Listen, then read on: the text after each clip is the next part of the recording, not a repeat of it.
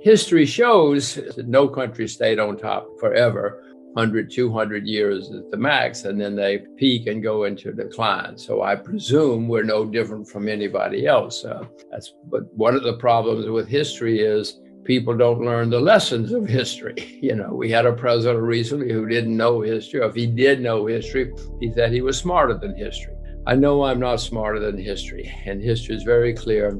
No nation and no currency, by the way, because they sometimes go hand in hand, has stayed on top forever. So America is now the largest debtor nation in the history of the world. We have troops in over 100 countries. There are people who would say that we're overextended financially, economically, militarily.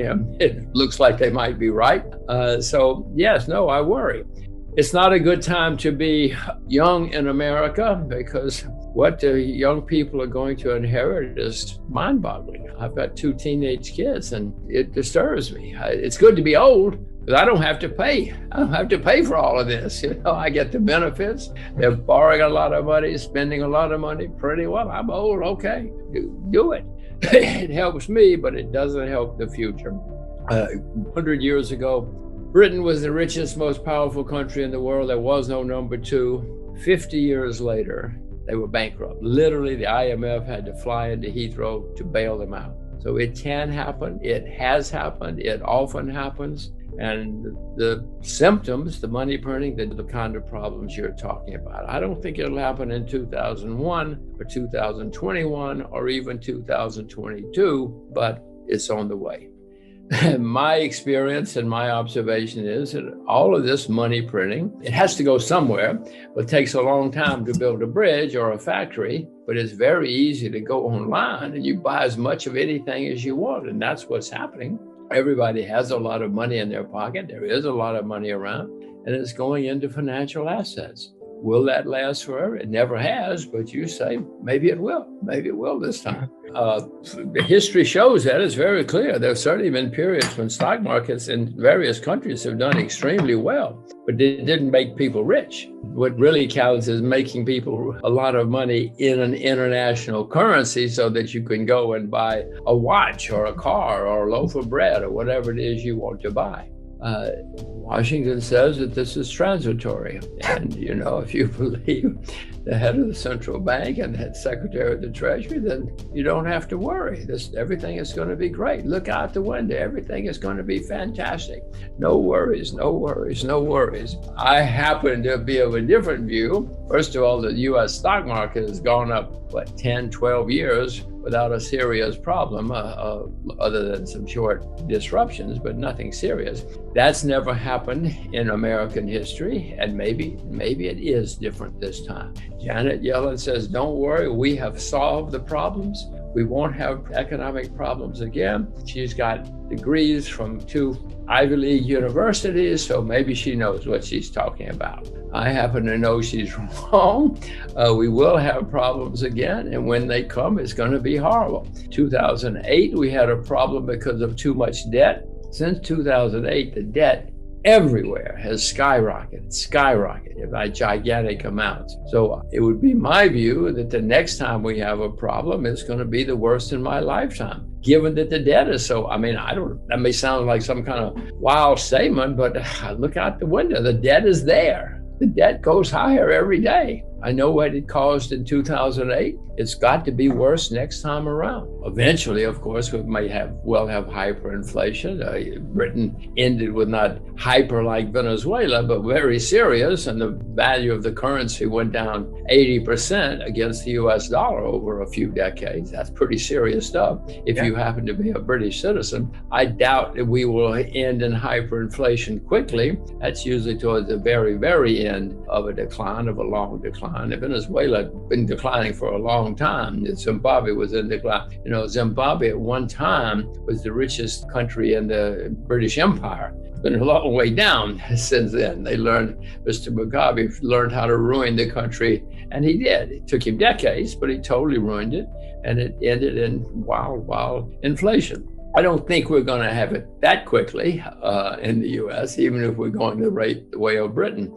Don't panic yet. But it doesn't mean we can't have serious inflation and a decline of the standard of living and a decline of the value of the currency, and we probably will. History is pretty clear. That's what happens. Social Security will be paid. You may not be able to buy very much with your Social Security, but you will be paid. I mean, in Russia, they still pay the Soviet retirement obligations, but it doesn't do you much good.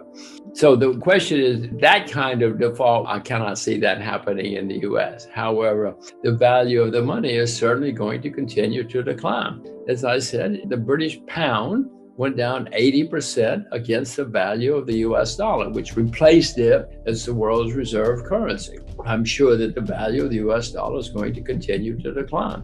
Everybody watching this knows that the dollar is not what it used to be. It depends on whether you're buying bread or gasoline or anything. It's not the same, and it continues to decline. And they're not on your side, as I told you. They want to keep their jobs. I don't like saying any of this, by the way, except for the fact that I'm old. It's good to be old. It's good to be an old American in 2021. It's not good to be a young American in 2021. Well, I mean, these people don't understand much about the world. All they care about is keeping their job. In their minds, their position is keep my job, keep my job, keep my job. They don't care about your job. They don't care about me or my kids or their jobs. They want to keep their job, and the way they know to keep their job is to burn a lot of money, spend a lot of money, and keep interest rates down. They will do their best. But what will happen is eventually the market will say, oh, wait a minute. We've seen this movie. We know how this ends. And the market will say, we're not going to play your game anymore. Then it gets out of the control of the central bank, and that's when you have serious bear market. It will be the worst in my lifetime. It's going to be the worst in your lifetime, too. I don't say that with great pleasure. I just say I have to deal with facts. There always have been people who come out of these things better off than they were before, and sometimes rich. People came out of the collapse in Germany in 1920s rich. Some people came out of the American Depression very rich in the 1930s. Most didn't, but if you get it right, of course, you can do very well. I own silver and gold, and I plan to buy more sometime in the future. My timing is never very good, but I will definitely buy more of both, because before this is over, both are going to skyrocket. Mrs. Yellen and Mr. Powell say, no, don't worry leave gold and silver alone. You don't need it. That's antique.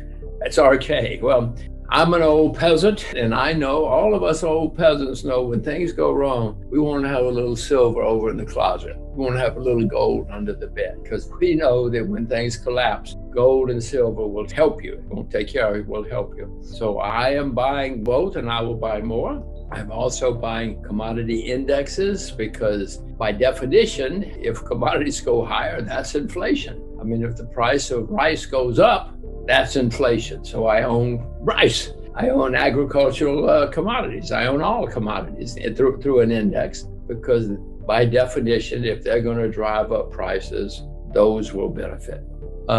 As I see the world, bonds are clearly a bubble all over the world. Bonds have never been this high in the history of the world. So I don't think I would start with bonds unless there's a special situation.